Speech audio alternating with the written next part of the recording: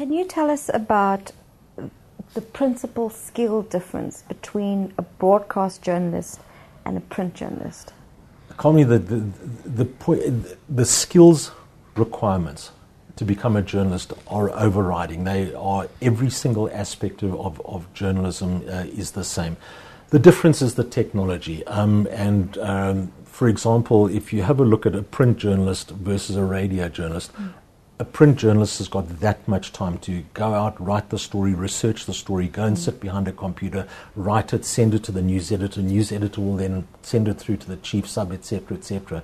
Radio, that's the time. Okay, so you've got print, you've got television, and you've got radio.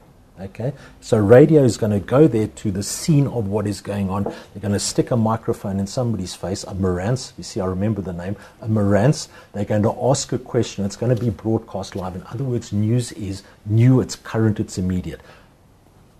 But there's less time. You make a mistake in radio, well, hey, there it is. It's, you know what they say, you cannot unring a bell. So the time aspect over there. Print, obviously the technology is growing over there. I mean, you know, from a photographic perspective, new camera technology, digital technology is fantastic.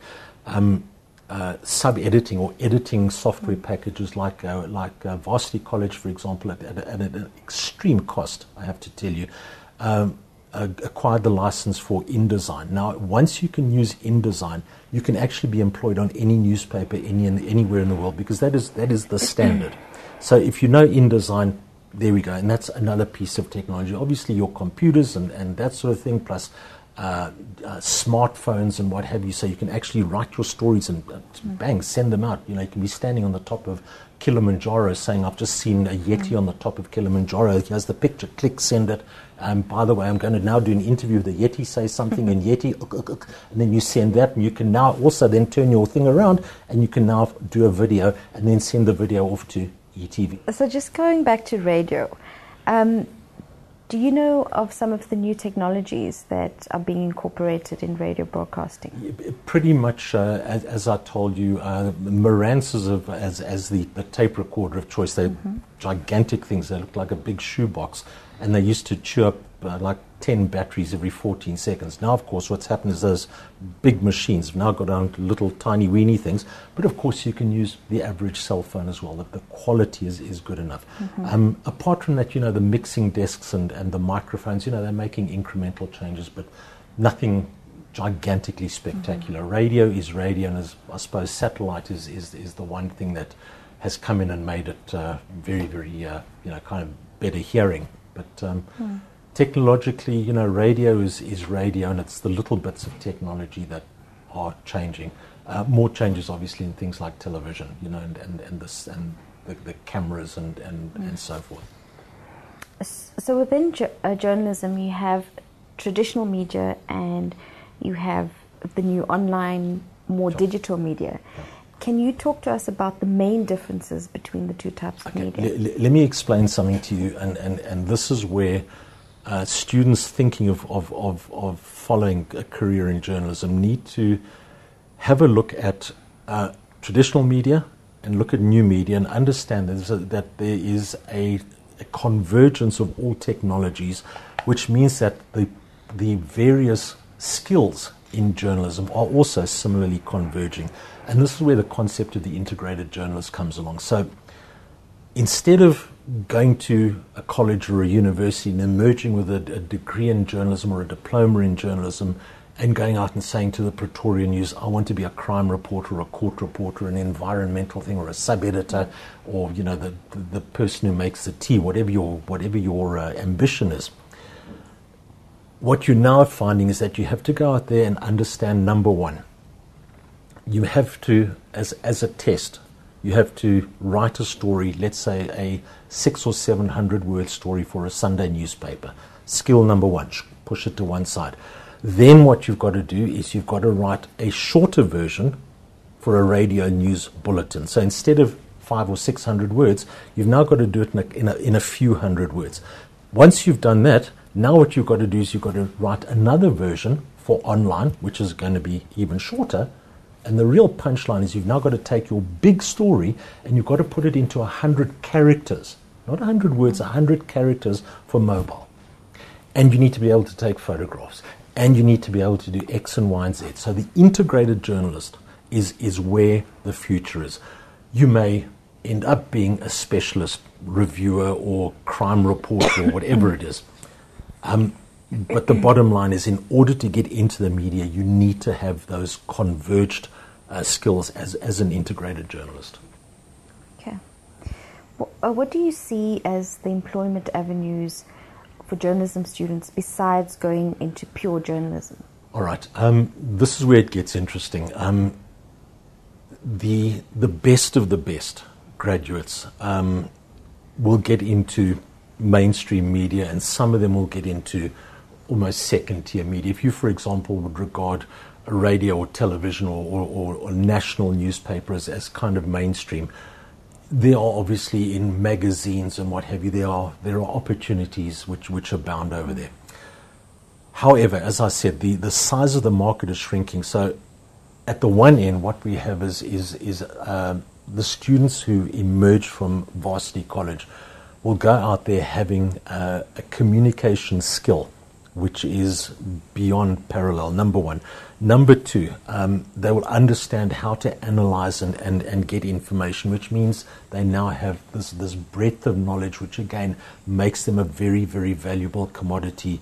If you're looking at things, for example, media communications consultants, media strategists, media monitoring, in other words, they understand the job of media, they understand the skills required. That's at the top end. You're on media communication specialists.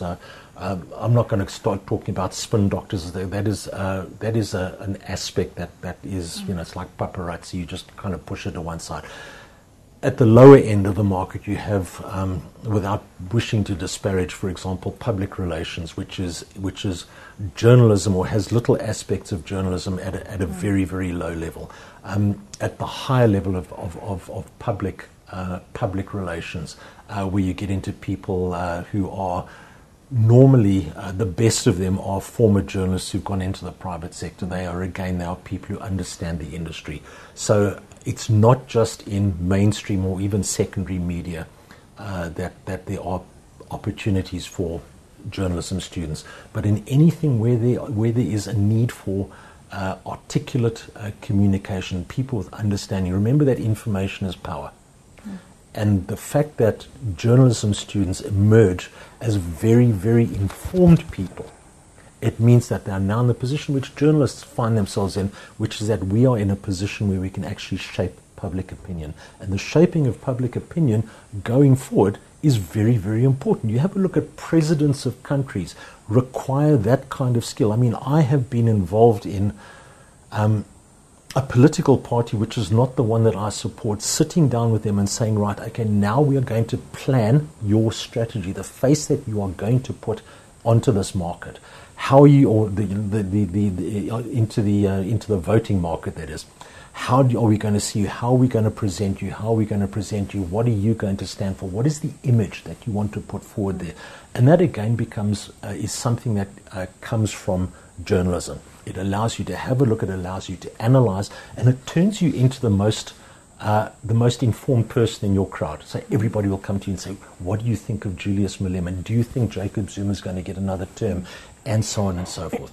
In other words, the skills are as broad as you want to make them.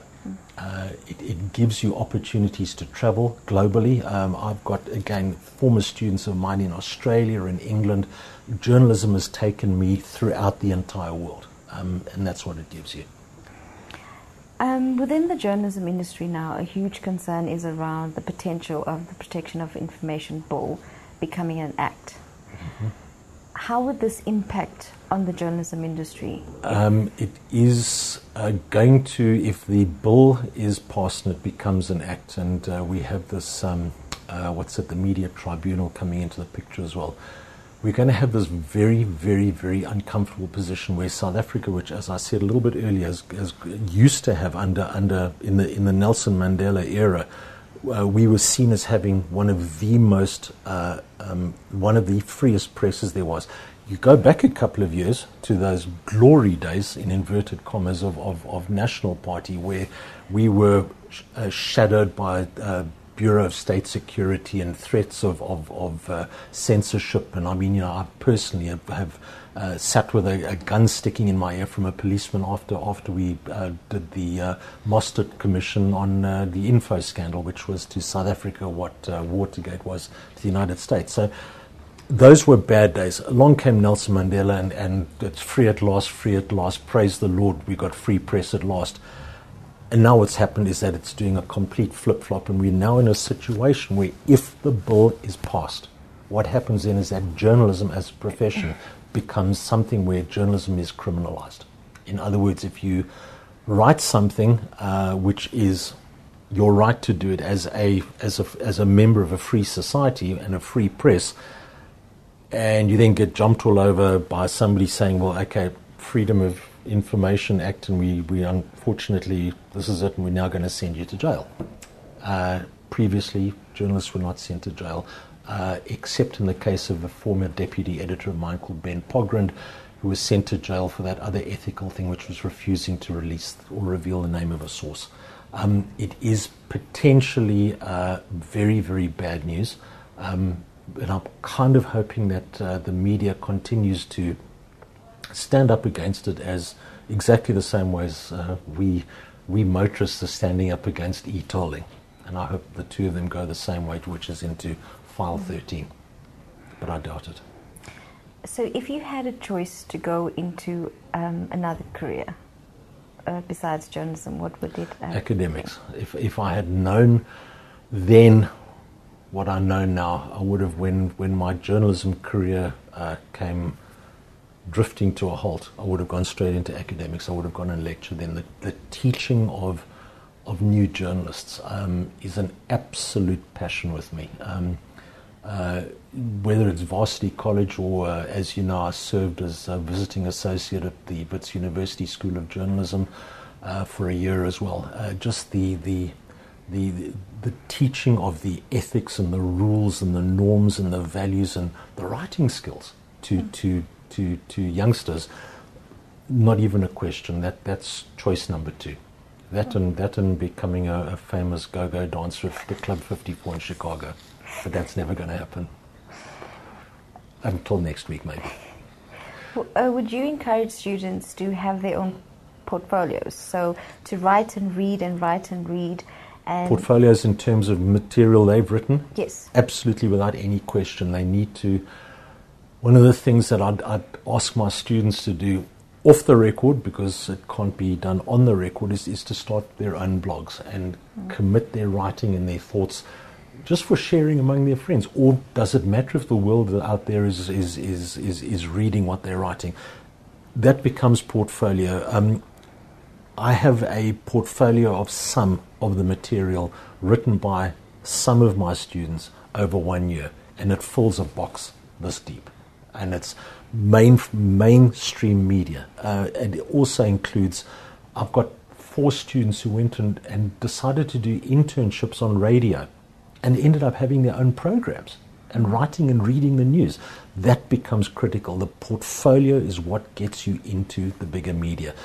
Excuse me, but if you have done your own radio shows as the one student did for, what was it, Kwakwa Radio, Tundi. I mean, she went there to say, can I do my internship, please? It's the sweetest, nicest girl ever. And she wrote the news, and they suddenly realized that she was actually better than everybody working on their staff. So they said, well, will you do all of the news bulletins? Will you write them, or this, that, and the other?